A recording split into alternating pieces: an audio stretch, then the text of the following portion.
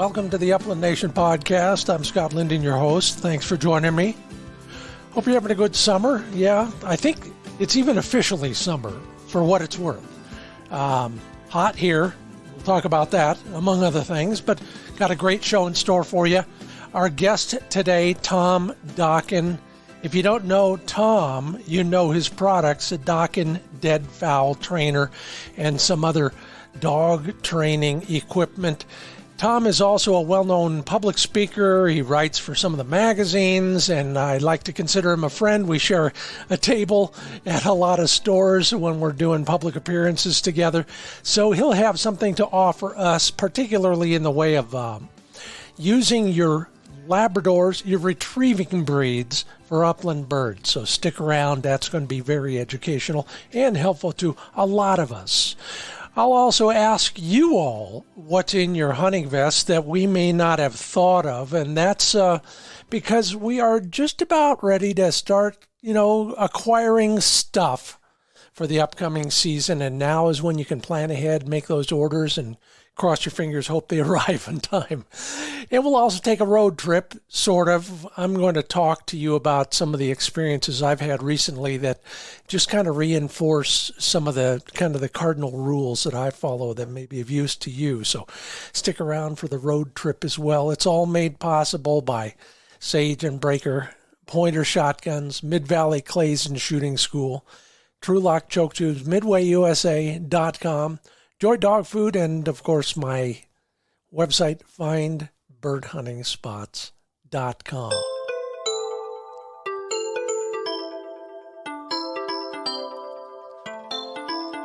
Well, with that warm weather comes a little bit of a kind of a crimp in the training world, in that we got to work our dogs a little bit earlier during the day if we're going to do any serious conditioning. And out here on the high desert, it's an issue.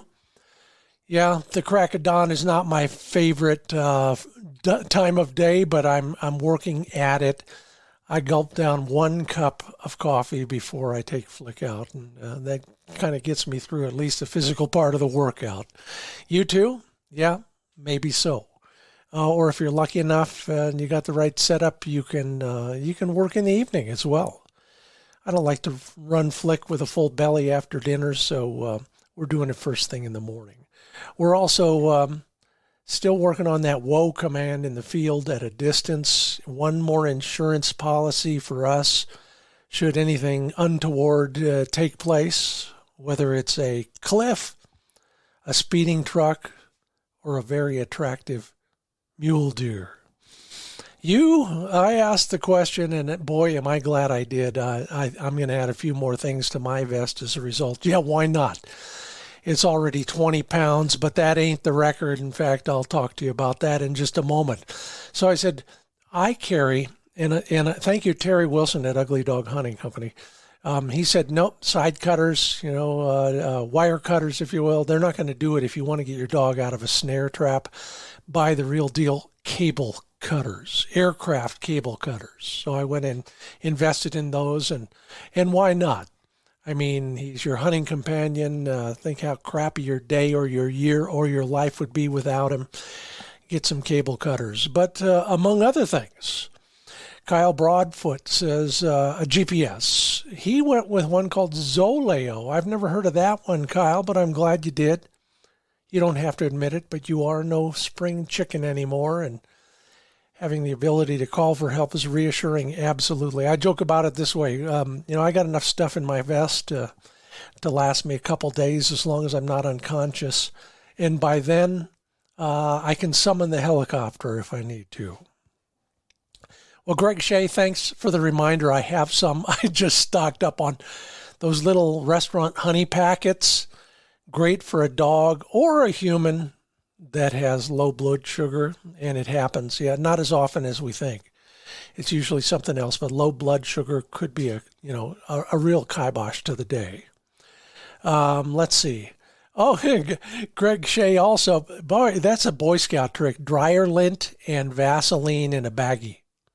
Yeah, that's the best fire starter around. If you aren't doing it, go ahead and do it. It's free, and it works. Definitely. David DeSmither, blood clotting Band-Aids for friends on blood thinners. Yeah, or for a dog. I've always got some of those. They're the big kind of gauze pads. Ken Matye, is that how I say it? Matye? Benadryl for dogs and people? Absolutely. A dog gets snake bit or stung by a bee. It'll keep the swelling down in the throat, which is critical. Greg Sanders, let's see, on his list, among other things, Camelback, potted meat, all will be shared with the dog. Yeah, plus a compass and a Mylar blanket and a suture kit. Absolutely. Let's see. Staple gun from Gary Forrest. Gashes and cuts for dogs and me. Pliers or a hemostat. Several people, thank you, Arcady, and also R.C. Phillips on that suggestion. Always a good one. I always carry something. Yeah, Brian Lee Wynn. Cigars, a cigar cutter, and a lighter. Hey, whatever floats your boat. I agree. Jack Gable says all of the above, plus a robust sling with back straps for me to haul out. You know who. Yeah. He says his vest must weigh 30 pounds, and the buttes he climbs just keep getting steeper. I feel your pain, Jack. Thanks a lot. George Cummins, hydrogen peroxide. If your dog eats something you don't think he should have eaten, that's the way to get it right back up. Kurt Deary, eye wash, yes.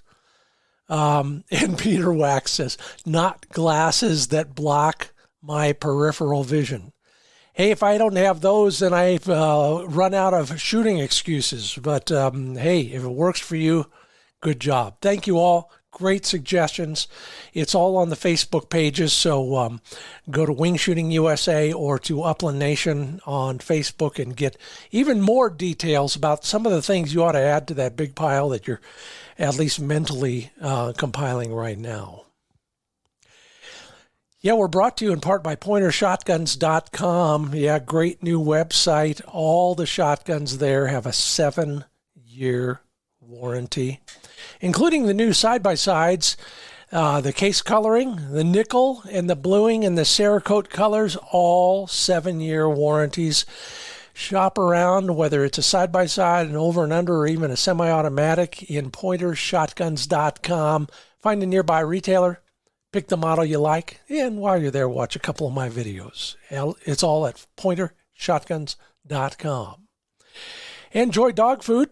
Been around for 75 years, family-owned and operated. They know of what they speak, dedicated to the hound community, and now making inroads with us here in the upland bird hunting world as well. 100% American-made ingredients and fixed formulas for consistency. Shop your local feed store for Joy Dog Food. Yeah, put some joy in your dog's life. Go to joydogfood.com.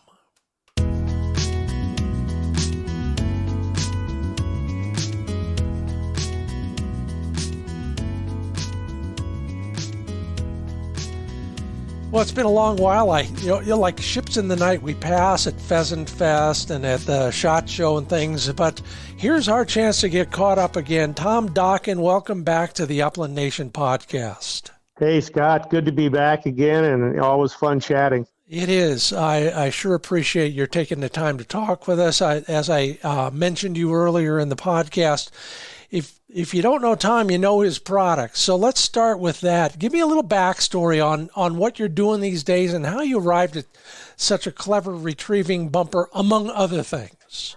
Well, our first product out was, the Dokken Dead Fowl Trainer, and basically it's a bird-shaped training dummy, and it has a hard head, a soft body, and hard legs. And, as the story goes, we have a program at the kennel where 5-month-old puppies come in. We introduce them to birds. We break them to the gun. And, if it's a retriever or a dog that's going to be working in the water, we, get them retrieving in the water. Well, one day I kind of walk up and, one of our trainers is there and got some young dogs that he's working in the water. And the whole idea is we have, shackled ducks. And for people who don't know what that is, it's a live duck that is shackled and has just a restraint on it. and short little tosses out in the water and just encourage them to come back in, because a lot of these puppies are just, kind of learning to swim. Well, I get there and I notice that, boy, I mean, some of these ducks didn't make it. And I watched a little bit, and it was pretty evident that, most of those younger dogs, they'd go up to the duck and they'd grab it by the head or neck and drag it in. Well, I mean, that's not a very easy place to, keep a duck alive.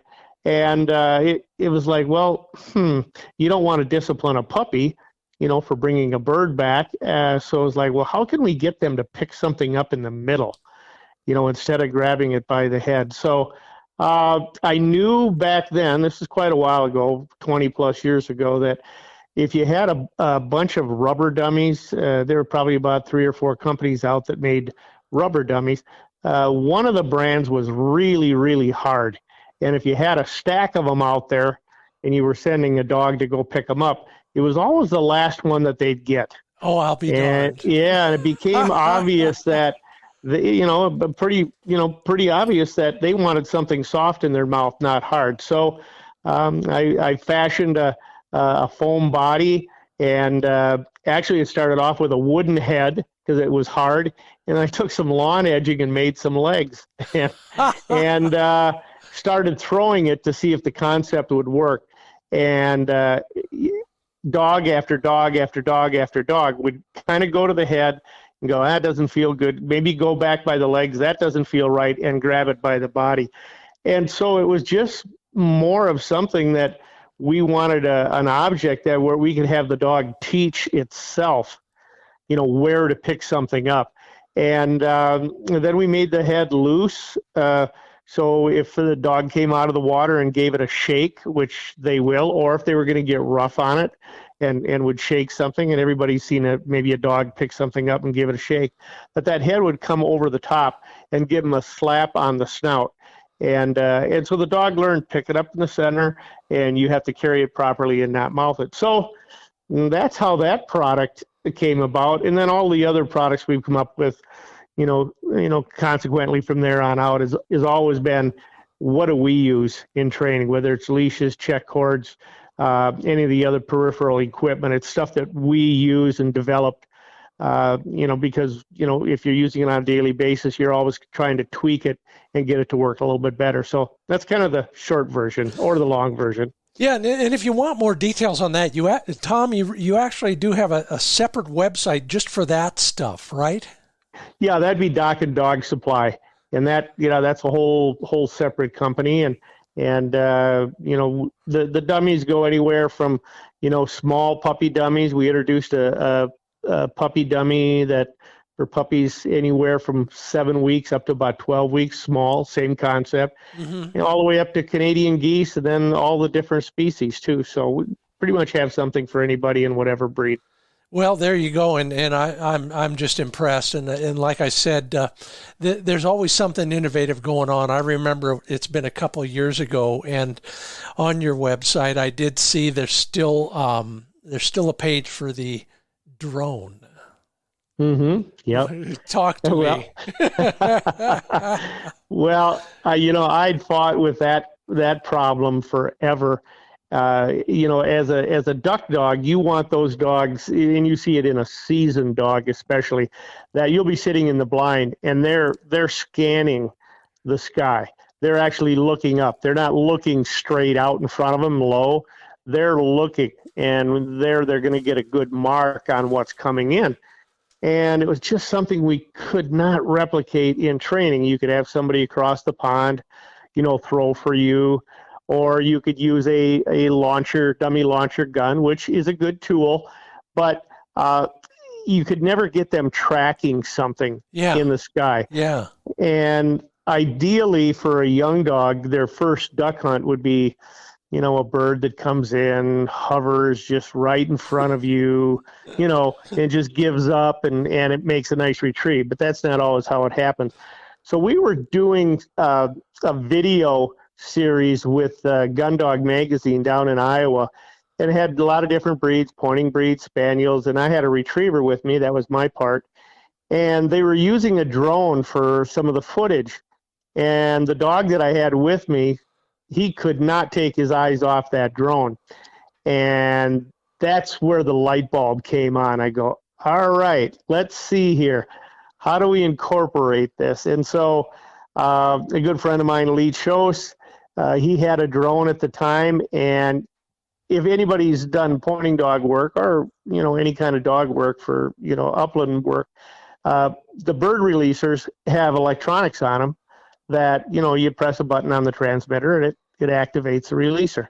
Well, I took that mechanism, got it on the drone, kind of jury-rigged a little, thing that would release whatever was in there. We duct tape and baling twine, right? Yeah, oh yeah. Duct taped it onto the drone, flew it up in the air, and released it. And that's how that whole thing started. And it just created that training tool where we could set up many different scenarios, not only for waterfowl hunting, but also we use it for trailing now. We'll run a line down off of it with a scented rag, and I can fly it out and drag that rag.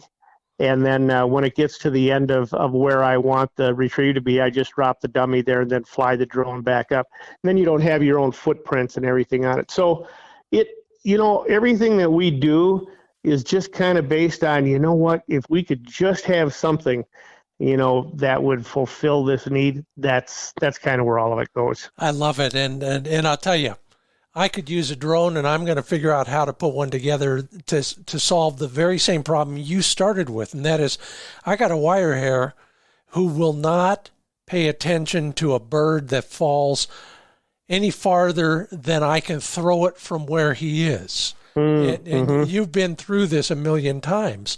Yeah. This is something we're still working on, and we probably always will be. So I'm doing my best to find ways to put that bumper way out there, but have him see it as it flies. That's the challenge. Right, and that's kind of the whole concept there too. And the nice part is, once they know that drone is going to drop something that they can get, you could actually get them to the point where you fly the drone out, let it hover. Yeah. Without even dropping something, send the dog, and he's going to run to the drone. Yeah. And as he gets close, you can drop it. I'm not so sure that there isn't something here for pointing dogs and we can do live birds. Sure. We have a live bird box that we can put on it, where we can get, if you're going to work on steady to wing and shot, where we can have it placed. The drone gets up, and you can just have it slowly go away or hover it. Mm-hmm. And then just work on that and only release the bird down out of it when you're ready. So, I'm getting off on a tangent, but when there's so many different things that you can use technology for, I'm all on board. Yeah, it is so funny. I talked earlier in the podcast about some of the stuff we carry in our vest. And I was surprised amongst all the Facebook comments, only one person mentioned a personal locator beacon. Mm-hmm. I wouldn't leave home without one. Another bit of technology, and we all use GPS collars, and this is just one more tool in the toolbox, isn't it? Right. Yeah. And I tell people nowadays when we're doing seminars, there's so much good technology out there, dog training wise. Take advantage of it. It just makes life so much easier. Not just training, but when you're out hunting as well. So. And to that point, I always say that there really is no reason to have a hunting dog nowadays, especially an upland dog, that you don't have under control, because we have the technology to do that. Yeah, and considering the price of the dog, the price of the hunt, you're crazy not to invest. Oh, absolutely, 100%. Well, this didn't all just happen. You're a dog trainer first and foremost. Tell me a little bit about your training facility, and then we're going to go right into training dogs. Sure. Our facility is Northfield, Minnesota. I've been in the business for about 50 years now. Seems like it was just 49 years ago. But, and we designed our programs, and something I found out from training way back in the day was, you'd get a phone call, and a lot of these dogs were a year old, a year and a half before you'd get them. And you always thought, boy, if we could just get them in when they're young, we could just make this different. So many years ago, we started it's a 2-week bird and gun introduction program. So when they're 5 months old, we bring them in, we introduce them to birds and break them to the gun. Because at that age, they're willing to try anything. Yeah. And the success rate just goes through the roof. So that's our first program. And, we train all breeds, retrievers, pointers, spaniels, obedience dogs. We're in the dog training business, so we, pretty much do it all. Our facility over there pretty much has everything we need, all of the ponds that, you could use, the upland stuff. So, and it's one of those occupations where, it's 24/7. You know that because you've talked to enough dog trainers. Yeah. But it's passionate. And then we're fortunate the people that, work for us and with us share that same passion. Well, tell me a little bit about what you've learned running a dog training facility, kind of the practical, logistical stuff that maybe we can benefit from, whether it's feeding schedules or cleaning a kid. I don't know what it is, but you guys have learned all this stuff the hard way. Well, right. Yeah. And, people maybe don't think about that. I mean, at home, you maybe have 1 or 2 dogs. So, you don't have a big feeding routine or, where you're feeding lots of dogs or taking care of them. But, our facilities are all set up, being that we're in the Midwest, we have 6 months of winter. So we have indoor facilities, so cleaning, keeping a really good clean environment so you can disinfect and keep things clean is important. Our kennels are all set up. So they're very easy to clean, very easy to take care of, very efficient for feeding. And that's the one thing more than anything else. It's not just training them, but you got to keep them healthy throughout the whole time that you have them. Because if you don't have a healthy dog, you're not going to be able to, do the job that you need to do. And it's staying on schedule too. Mm-hmm. We like to feed at a particular time every day.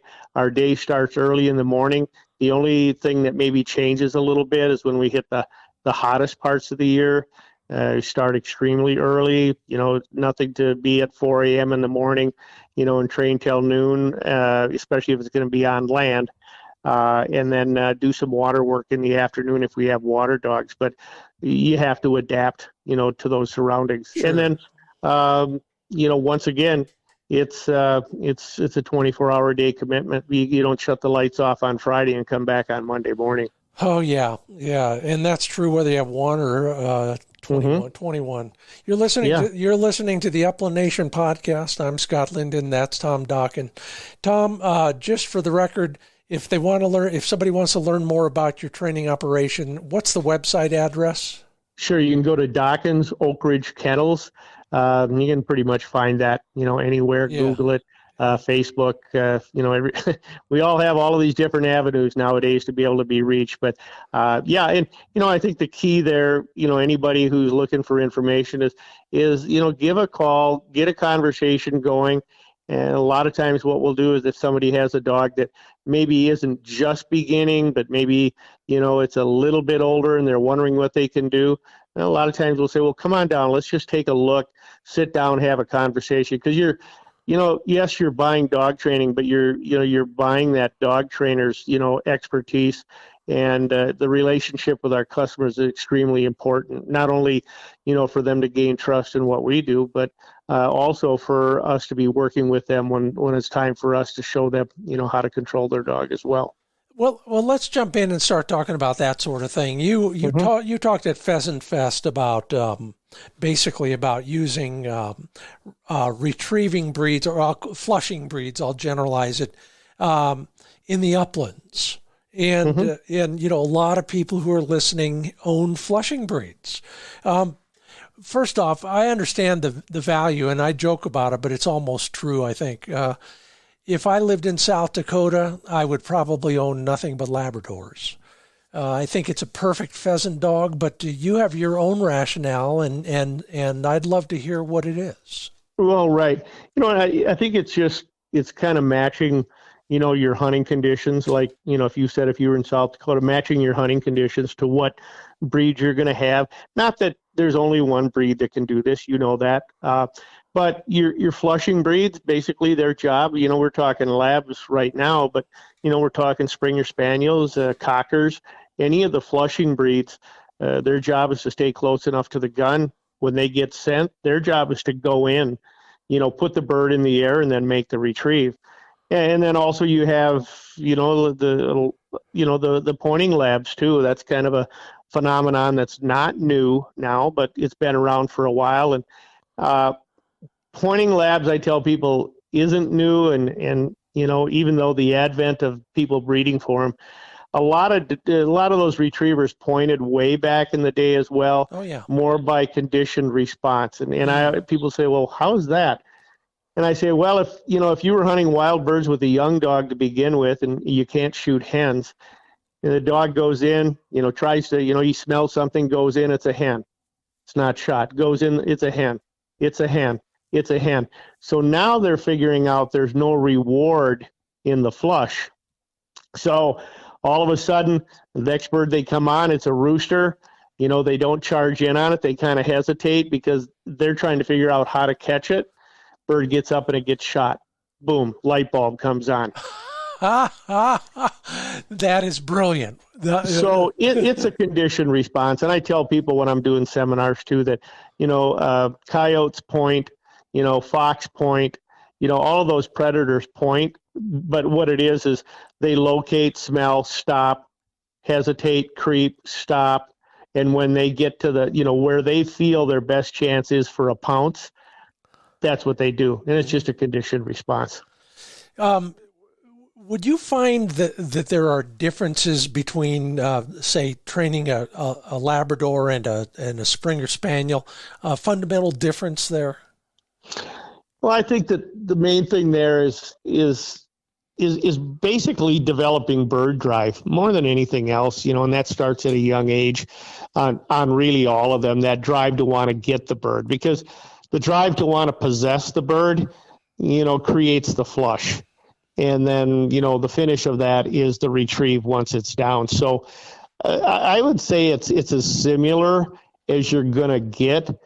The only difference there would be is if when you get into waterfall situations, what breed is going to be best suited to maybe go pheasant hunt in the afternoon, but the next morning you're going to go out and waterfall hunt. Not to say that, your Springers and your English Cockers can't do that, but, it's probably not as big of their forte, as it might be. And not to say pointing dogs can't do this pheasant thing, because they can. They absolutely can. We hunt a lot of cattail sloughs late season, and keeping track of where your dog is at, back in the day was a big thing. Many, many years ago, your pointers wore a bell. Well, when they came on point in a cattail slough, you'd spend half a day trying to figure out where they were. I'll never figure that one out, by the way. And I've asked a bunch of people, so the idea is when you can't hear the bell, you go look for your dog? Right. Well, yeah. And so now, but things have changed, then beeper collars changed that, and you could put those on a point mode only if you wanted, or you could go from, random beep to a point mode. So then you could hunt that high cover. You go, oh, he's pointing. GPS now. Mm-hmm. You go like, well, he's stopped. You can see it. You look at your handheld, go, oh, there he is. He's 50 yards away, and he stopped and he's on point. So, once again, technology has let us, take some of these breeds in some of the cover that normally would have been harder to hunt, and you can do it. Let's talk about flushing breeds in particular and the uplands. Mm-hmm. What are some of the things that we may not have thought about that you need to train a flushing breed to do in the uplands?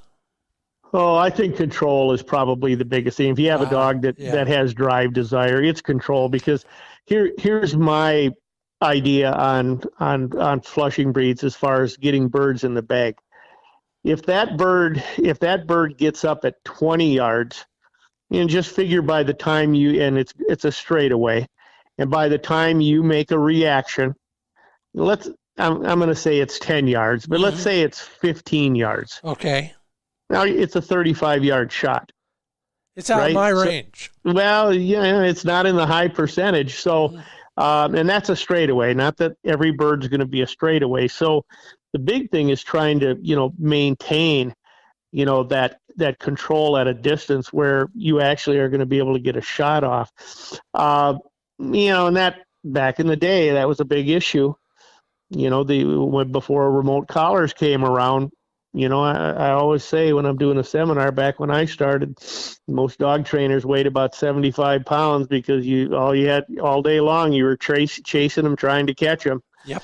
And nowadays, your remote collar is just like using a long check cord without the inconvenience of the check cord.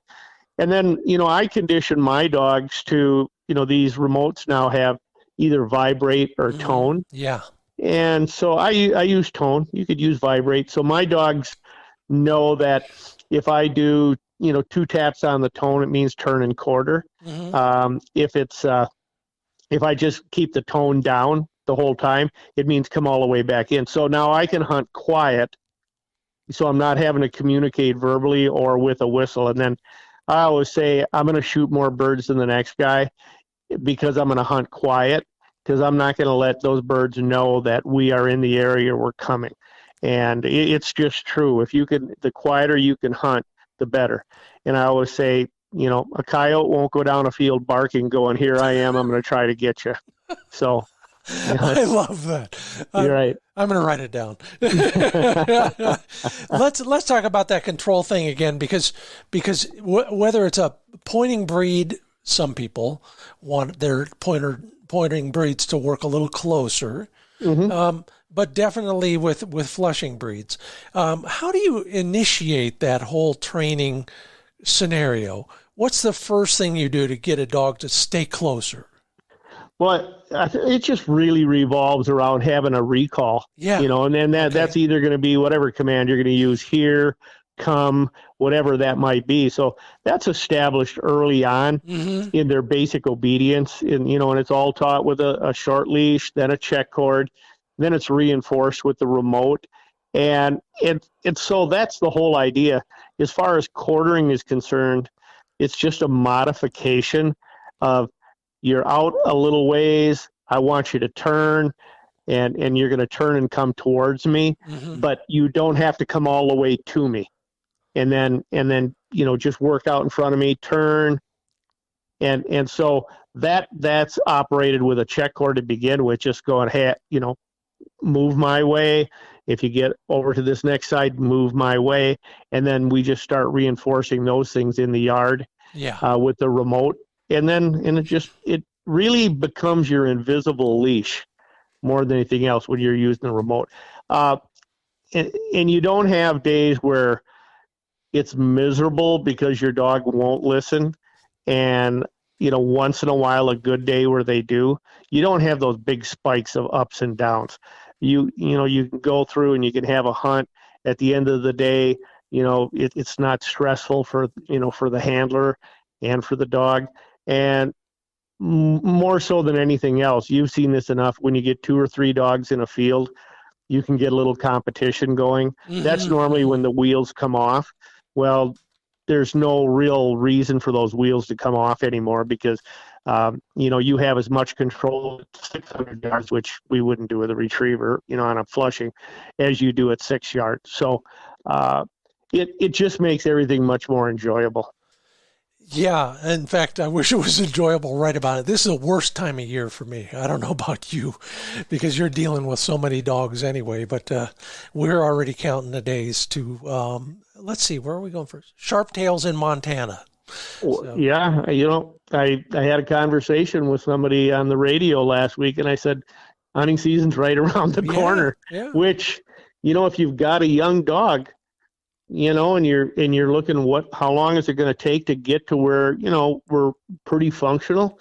Well, 90 days. Well, look where 90 days puts you right now. Yeah. I mean, so we're almost right up against it from a training standpoint. No doubt about it. We'll talk about that too after the break. You're listening to the Upland Nation podcast. Tom Dokken is on the other end of the line. He'll be back with us in just a moment. We'll also hit a road trip, kind of practicing what I preach and why it worked, and maybe you can learn from that as well. We're brought to you by Mid-Valley Clays and Shooting School. They've got every Browning you can imagine, and then a few others, and if they don't have it, they can get it. They've got a straight line connection to the folks at the factory, especially the sub-gauges. If you're looking for something in the sub-gauge Browning world, go to midvalleyclays.com, peruse their current inventory, call Dave Fiedler, see if he can get you one that's not in inventory at the moment, midvalleyclays.com. And don't forget, they got the new ZZ Bird range open. Some people call it Helise. I call it ZZ Bird. What a fun game to play. And clean all your guns with sageandbreaker.com. They got gun cleaning and care products of all sorts, plus all the things that I'll lump into the transport category. From the range bag that's new and the shotgun cases that are heirloom quality. It's all great stuff from sageandbreaker.com. Sign up for the mailing lists. You will not miss the future sales and new products. Before everybody else finds out about them, you'll get first crack at sageandbreaker.com.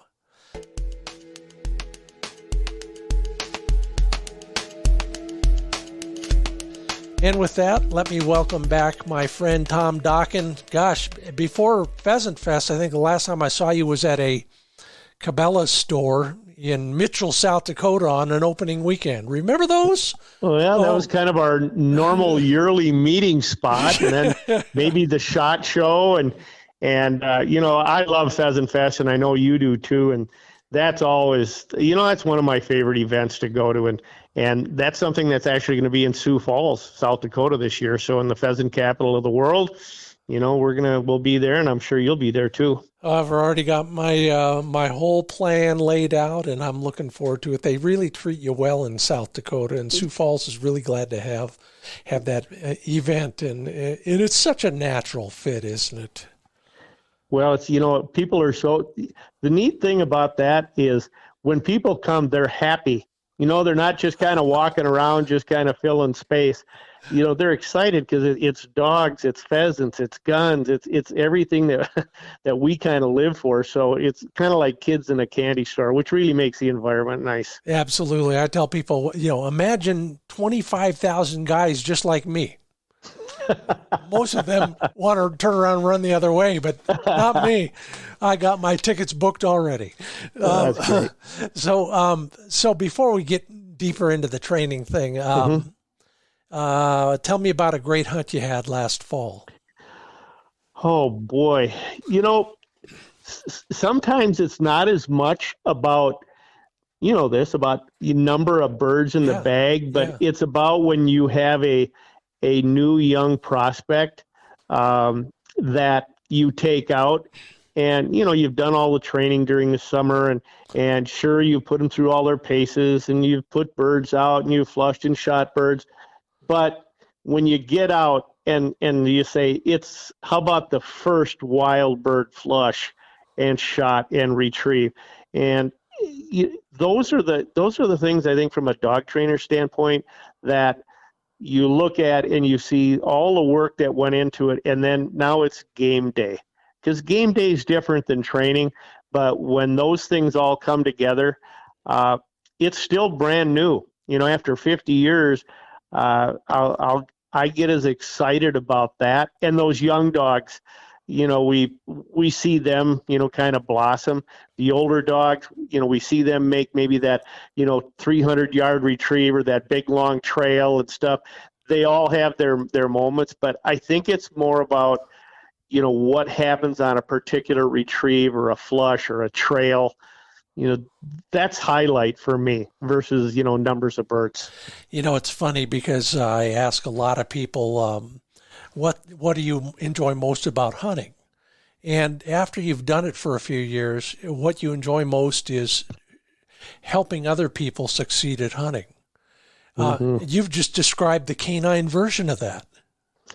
Yeah, it's a big thing, and think about what drives you to go. I mean, that dog is there in that time of year, and you look at them and you know that we should be going out hunting. We should be doing this. And we've had customers who maybe, over the years they've had several dogs trained, and they kind of go, we're thinking of traveling more now, and we're maybe not going to get another dog. Give it about a year. Give it a year, and they're back in it. And the thing is, you're a dog person, and that hunt isn't the same. And it really isn't the same if like this because you've gone on trips, and if you're not hunting over your dog, or you're just kind of walking in a group, you're just kind of tagging along. You know what I mean? And you don't feel like you're really in the game. So, it's special. They bring so much to the plate, not just during hunting, but the rest of the year too. No, I agree. I can't argue that. I had to finish the chucker season this year in Nevada with somebody else's dog, and it was better than not going, but just barely. Well, and the dog that's what brings the community together. As far as and you can brag on your own dog, but please, people out there, don't ever talk about anybody else's dog in a derogatory way. You're going to be in big trouble if you do it. So, absolutely, you want to hold your breath. But we love them to death. They bring us nothing but joy, and the fact that we can be out in the field with them at probably the best time of year, there's nothing like it. Well, let's get down to brass tacks. If you were just to rattle off some of the dumb things we do when it comes to training or hunting with our dogs that affects their performance. Let's go with the dumb stuff first, and then we're going to go to the stuff we should always do. But first, those big mistakes. Yeah, I think that the biggest thing is how we handle these dogs on a daily basis. It doesn't even have to be out in the field. It doesn't have to be when you're out training. Nowadays, I would say probably 96% of the dogs we train are family dogs as well. If we're letting a habit go, just an obedience control habit go day after day after day when we're around them, you can't expect now when you get out and start doing your hunting or start getting out training, why would you expect them to think any differently of what your expectations are when you get out there? So you really, and I say this now more than anything else, is that you really got to watch what you're doing with them all the time, just due to the fact that you are setting a precedence on how everything else is going to go by what you let slide.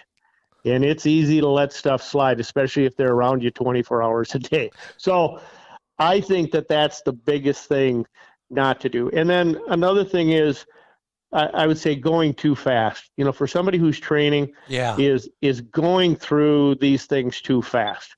I've got a book in front of me, and I'm on chapter 7, and I did all of this within about 5 days. Well, no, you didn't. So it's take your time. These things, if you want something that's going to be solid, take your time, do little steps, baby steps, teach every task in a small step, and then everything's going to happen over a period of time. You can't have it tomorrow. I guess. One of the things that keeps coming back to me, and I learned this from a wolf behaviorist, it takes weeks and weeks to create a habit. And that's really what you're doing, isn't it?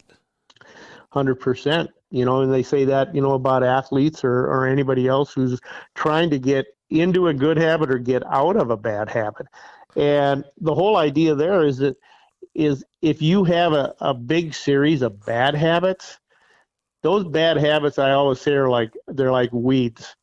You can be cutting them off and trying to put new ones in, but don't kid yourself. That weed wants to grow back constantly. So, having to maintain and keep that down while you're building something different. So that's the whole idea. We tell people at 7 weeks, when you get that puppy, normally that's the age, it starts immediately. Yeah. Because I can hand somebody a puppy and I say, there's no bad habits. Here you go. Yeah. There's no bad habits. So you can either have good ones or bad ones. The corollary to all of that, and like you said, yeah, if you don't want to let your dog slide, don't ask him to do the things that he's going to slide at. It's who said it? I think it was Delmar Smith said, "Never give a dog a chance to fail."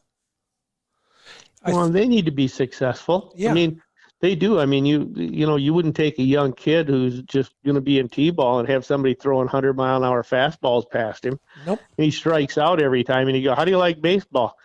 Well, I'm thinking about getting into something else. I mean, it's common sense, but when we stop and think back on it, building confidence is part of it, and then repetition on the things that you want are another facet. But it really plays into it. One of the curses of being a dog trainer, even when you're out hunting, is you're watching your dog's work or dog's work, is that it's almost a curse because we see problems before they even come up. Yeah.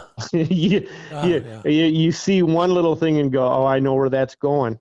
That's going to go to that level and then to the next level.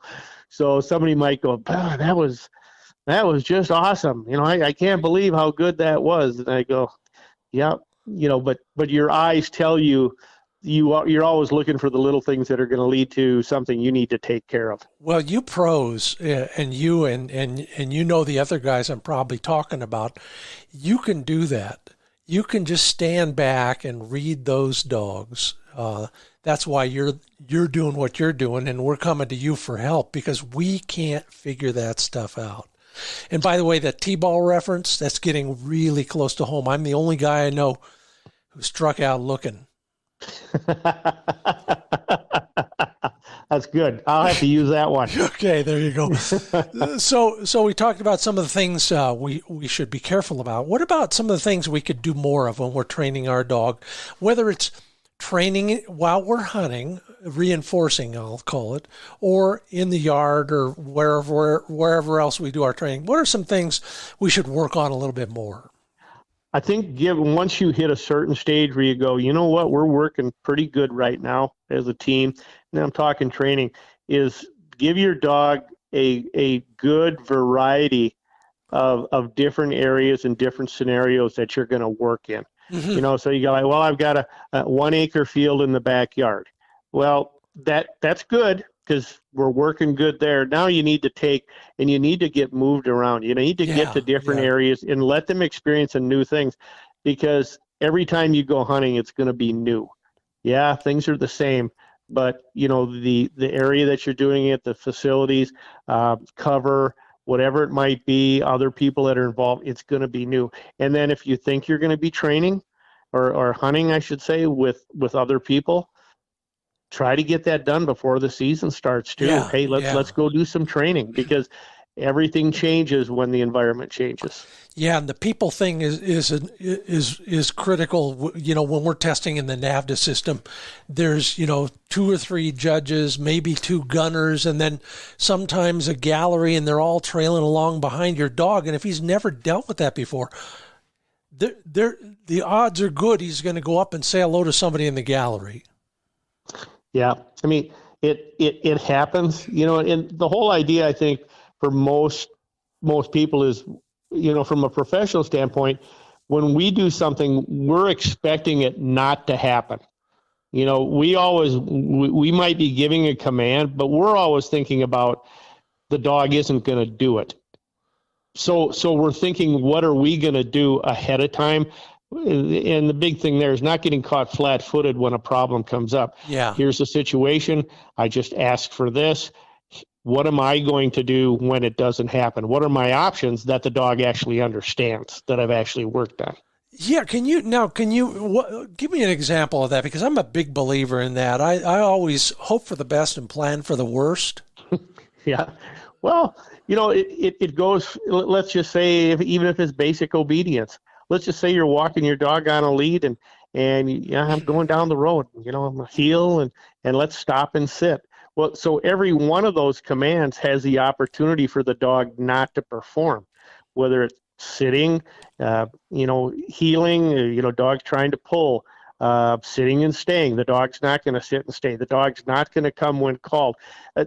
There's so much of problems that just don't have to happen if these basic fundamentals are taken care of ahead of time, because you've gone through them enough, you know your dog's tendencies, and that's with no distractions. Yeah. So now I see distractions before, the dog does, and I'm ready.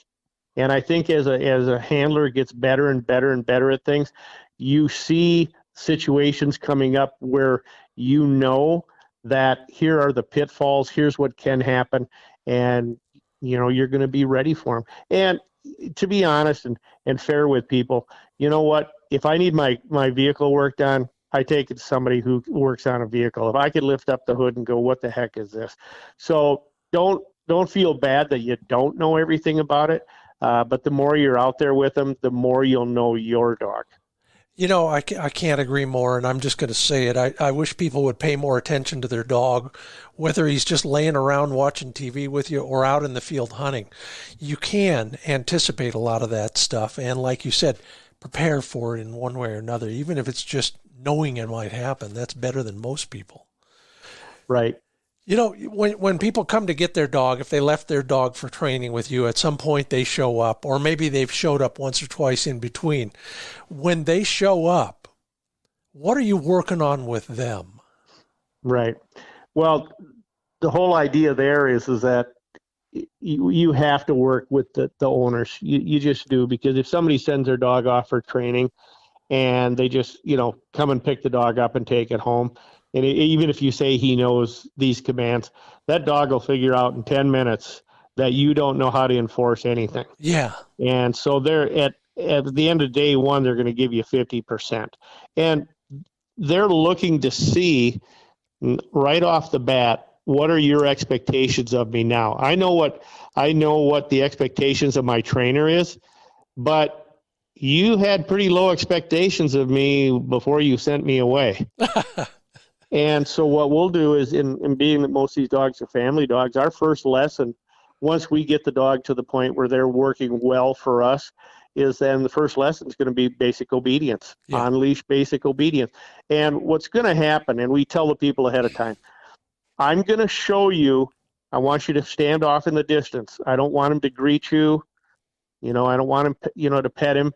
I'm going to show you what your dog knows. Okay? And the reason standing off at a distance and not greeting him is I want them to see what their dog is capable of. Okay? Yeah. All right. Now I say, all right, I'm going to bring you in here. You're going to grab the leash, and you're just going to walk and heel. No petting. And I said, I want you to just be cold. And because, you want to love on them right away, but I want them, the owner, to know that just start going. And the dog is not going to know them from seeing them at a distance to start with. Okay. But as soon as they grab that leash and the dog smells them, it's excitement time. And they're going to go, you should be petting me. You should be petting me. I should be jumping on you. And keep walking. And then make a correction, because they've seen maybe some corrections, while we're working with the dog, maybe, tug the leash for this or do that. And you'll just kind of see after a few minutes, the dog goes, oh boy, you know everything that those trainers know, don't you? and you just kind of see that come around. And then, towards the end of that first obedience session that we do, now you can do some praise and petting. But if it's like, okay, owner's here, it's party time, all control goes out the window. And then you try to regroup and go, no, I really want you under control. It doesn't work that way. And so the biggest part of our job then is training the owners. They'll come in for that lesson. Then the second one will be a review of basic obedience. We go through retrieving skills or depending on the breed, whatever the skills are out in the field. But if you don't have skills in the yard, forget it. You're not going to have it in the field. So our big part of our job is training the owners, and then a big part of it is not just training, dad. Mom gets right involved with that basic obedience and control because she's going to be the caregiver probably the majority of the time. Uh-huh. And I'm not saying that, we train, dogs for gals too that are hunting. That's a big thing. My wife loves to hunt. More gals are getting into it, but it's a family thing. The more people know in the family on just the basics of what the dog should do around the house, now you have several sets of eyes. So when one of the family members tells the dog to do something and the dog goes, everybody kind of goes, hey, yeah, remember what you're supposed to do. So it actually kind of, keeps everybody in line, as well as the dog. Yeah, your first scenario of having the owner not love up the dog the first drill when he gets a hold of the leash reminded me of one of the master teachers I had teaching me how to be a band director. And I said, how do you get all these kids to do all this stuff so well? He says, I did not smile until Thanksgiving. Well, I hate to, try to say people and dogs are the same way, but, we can all develop habits, good or bad. Yeah, but back then there were no e-collars, so we couldn't have used them on the band anyway. Well, you and I are both old enough that there was a little bit of corporal punishment back in the day. Yeah, that's really, well, listening to a bad band was corporal punishment, believe me. Let's talk about your gear. I mean, we talked about your gear, but let's talk about the stuff you and your team use regularly to train a dog. And it's everything from a check cord to an e-collar. But are there other things in there that we need to invest in that maybe we haven't thought about? Well, I think good basics are, this is really kind of easy from a standpoint of a 6-foot leash and then a check cord, 30 to 50-foot check cord. If you have a puppy, let's say you get a 7-8-week-old puppy, you can't have that little puppy, dragging a full-size dog's check cord. And so I like to use like 1/4 inch braided for their leash, and then their check cord is so they can just drag it is a 1/4 inch. It's 30 feet. It's so light, they can barely feel it. And then they can graduate, as they get to be, 3-4 months, then they'll get to a little heavier unit. And then, basic things, for, working in the field are going to be obviously remote collar, but that's after we've done quite a bit of training because the collar can only be used to reinforce what's been taught for a long time with the leash. And then, if you're doing retrievers, equipment is going to be based on what you hunt, maybe neoprene vest or something. If you're an upland hunter, maybe, you do an upland vest. Equipment there isn't a tremendous amount other than the fact that maybe you want to get into bird releasers, remote control bird releasers, and do some of those things. Training dummies, obviously. I mean, if you're working on retrieving, you need training dummies, some of those things. It all kind of adds up. It depends on the breed that you're working with. And then, to be honest with you, there's no substitute, at a certain point in time for having some birds to train with. A lot of people, maybe you're in suburbs are going to be hard pressed to be able to, have any live birds, but maybe you can have a frozen pigeon or two, that you can, keep in the freezer once in a while, do some, retrieving with that. And after leaving training, we always suggest to people after you kind of get your feet underneath you, go visit a game farm where you can go in a real controlled environment. Your dog can be successful. You're going to see some birds and start getting the game plan together with you and your dog. It can get bigger than that. We kind of see first-time dog owners or hunting dog owners, they show up with probably a small little, subcompact. A year later, we see them show up with a Suburban. And then instead of living in town, they bought acreage out in the country, so that inexpensive little puppy turned into be, a major investment. But you know what? They never regret it. No, there's just too many good things about it. We could go on forever about that kind of thing. If you had to leave us with maybe one more bit of training advice that is universal, that you put your face palm, but to us, maybe it isn't so obvious. What are those kind of things that we need to remember? I'd say every day that you are with your dog, make sure that you're always thinking about, I'm going to give a command once, based on, they should know the command by this time. I'm going to give the command once. If I have to give it a second time, whatever, correction. The corrections don't have to be, it depends on the dog. Correction should come the second time. It's staying in great habits for yourself. The dog training will take place and take care of itself, but you really got to have good disciplined habits on your own. If you can't reinforce something, don't say it. There you go. Yeah. Sometimes maybe we ought to wear that e-collar. Well, boy, I know I would be used on me, on a regular basis. So it's so rewarding, this whole thing, this, and, whether you have a professional trainer do it or you do it yourself, the rewards are so great. And the companionship part is absolutely fantastic. That's Tom Dokken. I'm Scott Linden. This is the Upland Nation podcast. Tom has 2 websites that you should memorize and visit regularly. DawkinsOakRidgeKennels.com, and make sure I got this one right, Tom. DeadFowlTrainer.com. DeadFowlTrainer.com. Yep, for all of our training products. All the gear is there. Learn more. Find out about any upcoming seminars. I'll see you at Pheasant Fest, I'm sure, and in between now and then. Have a great hunting season. Thanks for being a part of the Upland Nation podcast. Thanks, Scott. Thanks for having me on. You bet. Yeah, but we still got more to come, including practicing what I preach and how that might help you on the road or getting ready to go on the road. It's all coming up here at the Upland Nation podcast, brought to you in part by TrulockChokes.com. They have choke tubes for virtually any shooting activity. So if you're just coming off turkey season and you wish you had shot a little bit better, they got something for you.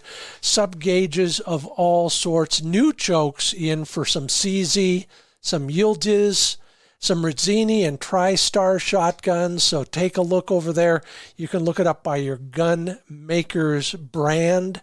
If you're wondering what those little notches on your factory chokes are for, you can identify what constriction has what notches on it. They're your resource for all things choke tubes. TrulockChokes.com. Stick around for more from them as they continue to add more and more choke tubes to their inventory. And speaking of inventory, MidwayUSA.com carries just about everything for shooting, hunting, and the outdoors. I'm getting a lot of my gear there these days. They've been very good to me, and I appreciate that. And in exchange for that, I'm putting an exclusive set of videos there on dog training and dog care. So visit MidwayUSA.com, search for me.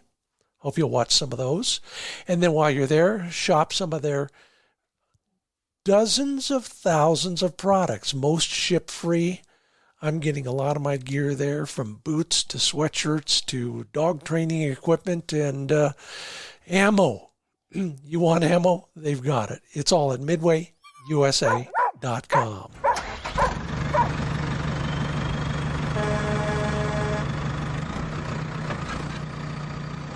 Well, midsummer, and I am scouting for quail hunting. Out in the west, we've got the valley quail primarily out here, and always keeping my eyes peeled. And in the course of doing that on a recent camping trip, there was no fishing involved. The rivers are running too high. Anyway, on a recent camping trip, I knew about the one spot, and I've been there a few times. Thanks, Tom, and thank you, Ben, for sending me over there. But driving farther afield, I found the other end of the same spot. I mean, like 5 miles farther away. Had no idea there was such a thing, let alone access at that end. And so poking around in there, I found what could be the best quail hunt of the upcoming season. It wasn't marked, but once I found the road, I found it on my online mapping app and realized it was part of the same public wildlife area. So the lesson in all of that, always be scouting, follow your hunches, always go to the far end of some of those walk-in and public access areas. No one else will. You might just have it all to yourself. Well, thank you, Tom Dokken, for joining us here at the Upland Nation podcast. Sure appreciate that and all of your wisdom. And all the wisdom from those of you who commented at my questions on the Facebook pages this week about the stuff we carry in our vest. Great stuff. Thank you so much. And thank you if you left a rating or a review at one of your podcast distribution platforms. And thank you to our sponsors, Sage and Breaker, Pointer Shotguns, Joy Dog Food, Mid-Valley Clays, and TrulockChokes. Most of all, though, thank you for listening. I'm Scott Linden. Until we meet in the field or at a training day, maybe I'll see you at the range.